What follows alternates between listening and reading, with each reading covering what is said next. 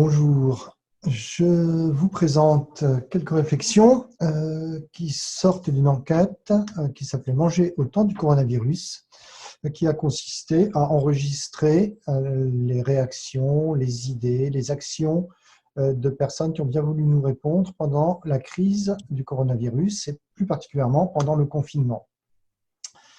Donc, c'est une opération qui a été lancée de façon un petit peu impromptue quand on a vu le confinement se profiler entre deux personnes lors d'une conversation de couloir.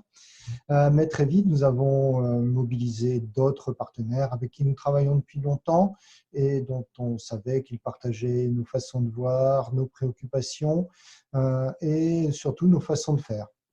Donc pour cela, on a décidé d'essayer de faire parler les gens ou de leur donner la possibilité de s'exprimer et on a privilégié la simplicité et la réactivité. On a donc lancé un petit formulaire tout simple auquel les gens pouvaient répondre en mettant ce qu'ils avaient vu, ce qu'ils avaient fait, ce qu'ils avaient senti pendant le confinement. Et ils pouvaient aussi s'exprimer par courriel, donc vraiment un parti pris de simplicité. Nous avons recueilli à peu près 780 contributions et exploité 300 articles de presse qui ont été utilisés pour confirmer ce que nous observions. Il y a eu des retours de la presse, pas mal de demandes d'interviews et autres qui ont été assez lourdes quelquefois à gérer. Et donc, on a toujours tenu à conserver cette forte collaboration entre la recherche et puis la société, c'est-à-dire nos partenaires habituels qui nous ont incités, qui nous ont poussés à le faire. Les enseignements qu'on en tire, deux grands enseignements pratiques, c'est l'importance de l'alimentation en temps de crise.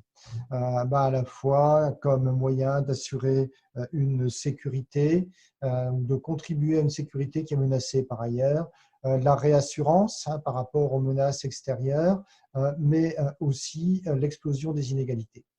Deuxième grand enseignement, c'est quand même la capacité des circuits courts à affronter une crise et satisfaire une demande explosive. Pour certains, ça reste encore quelque chose d'un petit peu superficiel ou amené à passer. Or, les circuits courts ont réussi à répondre à une demande qui a été multipliée par 2 ou 3 à un moment un peu crucial, puisqu'on était à la fin du printemps, on était un peu à une production assez limitée, et ce, sans drame. Je ne connais pas d'autres secteurs économiques qui pourraient répondre de façon aussi rapide à une telle augmentation de la demande. En tout cas, ça n'a pas été le cas pour les masques en France. Donc, ce que ça nous enseigne, c'est que finalement, transition et résilience sont deux choses qui se rejoignent. C'est, alors, je ne dirais pas deux faces d'une même pièce, mais un petit peu quand même. C'est-à-dire que engager la transition, si elle ne va pas vers une certaine résilience, n'a pas de sens. Et la résilience ne nous semble pas pouvoir être acquise si on néglige un processus de transition vers d'autres pratiques. Maintenant, je vais vous donner une petite liste un peu dans le désordre d'analyse personnelle. Alors d'abord, comme partout, on a vu une créativité tous azimuts qui s'est développée. Des gens qui ont trouvé des moyens pour s'arranger entre voisins d'immeubles, pour aller s'approvisionner. Des groupes de producteurs qui se sont rassemblés pour vendre ensemble. Quelquefois des choses qui étaient dans les tuyaux depuis quelque temps, qui n'aboutissaient pas, et puis qui là, paf, comme par miracle, ont réussi à se monter. Deuxième chose, dans le domaine alimentaire, et je précise bien dans le domaine alimentaire, les forces sociales se sont orientées vers une solidarité de voisinage, de groupe, alors qu'on aurait pu attendre qu'il y ait des réactions aussi individualistes, voire des réactions relevant du survivalisme. Ça n'a pas été le cas partout, puisque des enquêtes ont montré que finalement, il n'y a pas eu plus de solidarité pendant la crise du Covid que pendant le reste du temps, mais dans le domaine alimentaire, c'est le cas. On a de multiples contributions et c'est aussi croisé avec d'autres informations qui nous montrent que ce n'est pas une illusion. Les chaînes logistiques se sont montrées robustes, c'est-à-dire personne ne s'est plaint d'avoir faim par manque de disponibilité. Même pendant la première période où on a vu un peu une razzia dans les supermarchés, les chaînes logistiques longues ont résisté. Ça aurait pu ne pas être le cas si les mouvements sociaux engagés par les routiers avaient abouti, mais ils n'ont pas abouti. Ça pose quand même tout de suite la question du premier et du dernier kilomètre, où on a vu quand même le point faible du premier kilomètre, c'est-à-dire le temps passé par les producteurs pour aller servir et puis livrer leurs clients était absolument considérable. Et puis le dernier kilomètre, en particulier pour les personnes qui n'étaient pas rassurées d'aller acheter et ont tenu à être le plus près possible de la maison. Les pratiques alimentaires à domicile se sont polarisées, c'est-à-dire que certains se sont repliés sur leurs habitudes pour se rassurer, ne voulant absolument rien toucher à ce qui étaient les habitudes et puis s'efforçant de rester le plus près de ce qu'ils connaissaient. D'autres, au contraire, se sont laissés aller à l'expérimentation, soit contraints et forcés, soit très heureux de le faire parce qu'ils imaginaient depuis un moment faire telle ou telle chose dans le domaine alimentaire et n'avaient jamais osé. Donc la crise, finalement, a été une contrainte ou un stimulant. Et parmi les choix qui ont été faits, on note, c'est le 5e point, une polarisation des lieux d'approvisionnement. Il y a des lieux qui sont révélés plus recherchés que d'autres. Ça a été les drives, où finalement on commandait l'ensemble de ce dont on avait besoin, on allait chercher en une seule fois, et donc ça limite les risques. Mais aussi les commerces de proximité, plutôt que d'aller un petit peu loin chercher à s'approvisionner, je vais à ce qui est le plus près de chez moi, et si je fais 100 mètres plutôt que 10 km, je limiterai les risques de contamination.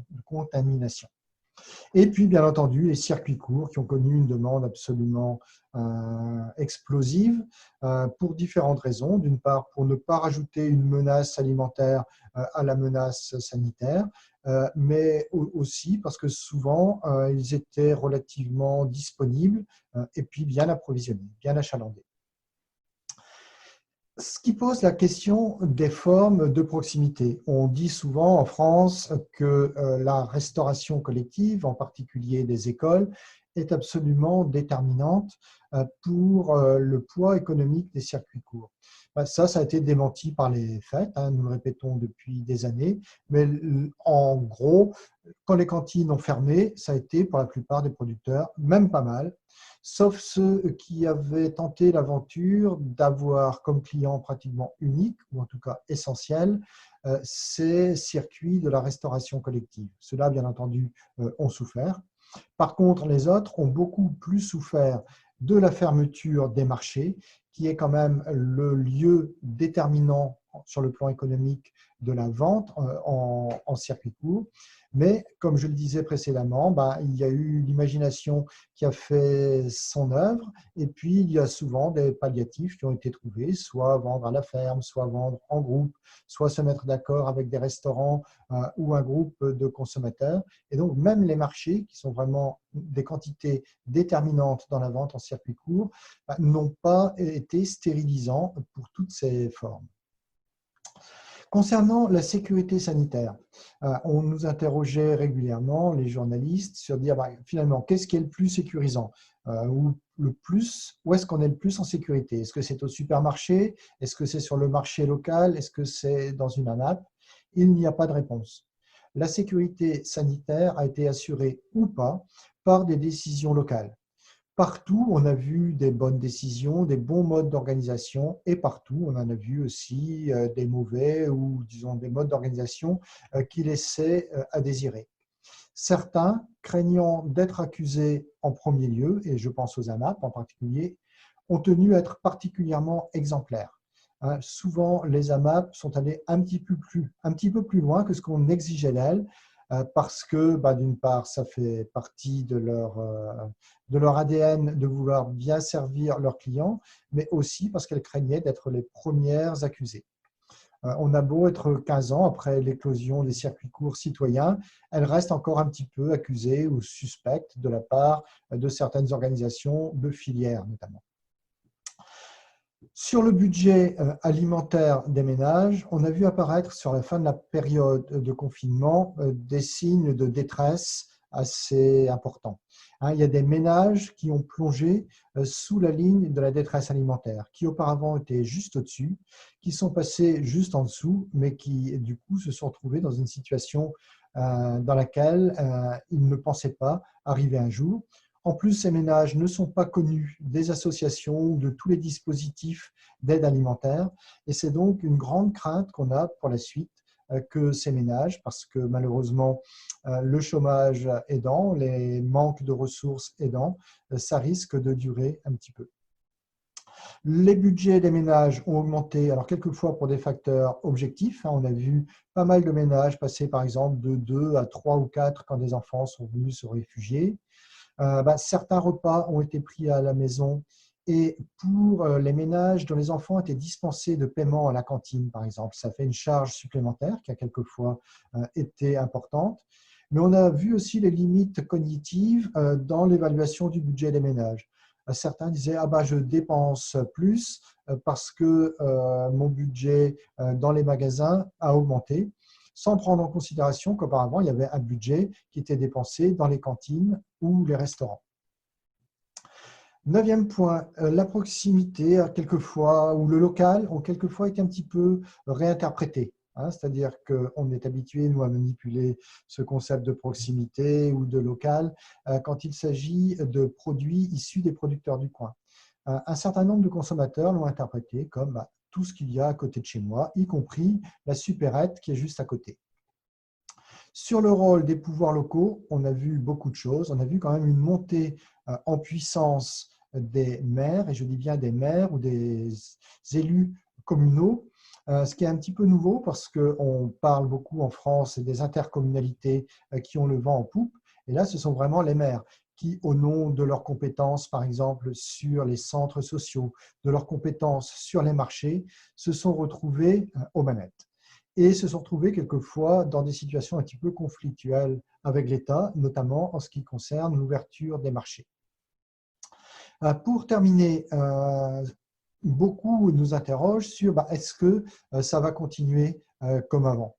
Que se passera-t-il demain? Le futur commence aujourd'hui. Bien entendu, ceux qui s'attendaient à voir les circuits courts continuer à satisfaire une demande multipliée par 2 ou par 3 seront déçus parce que c'était tout simplement pas possible sur la durée, et puis aussi parce que certains consommateurs vont revenir à leurs habitudes antérieures.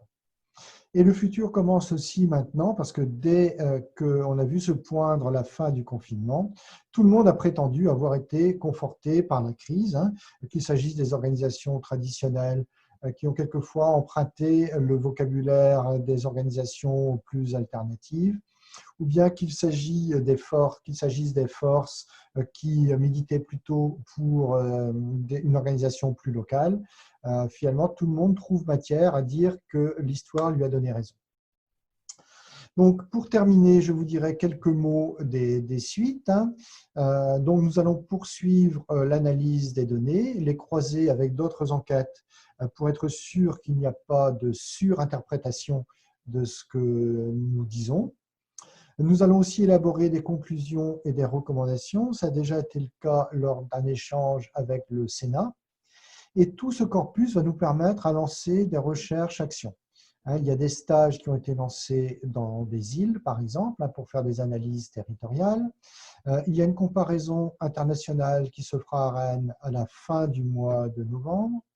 Nous projetons aussi de continuer à faire des bilans territoriaux, puis des sortes de stress tests autour de la résilience et des crises qui seraient possibles, différentes de celles du coronavirus, qui, d'une certaine façon, est un petit peu une petite crise dans la mesure où les capacités d'approvisionnement alimentaire n'ont pas été atteintes. Et puis, on va lancer des recherches-actions territoriales ou thématiques. Voilà, j'en ai fini. Je vous remercie et puis à bientôt.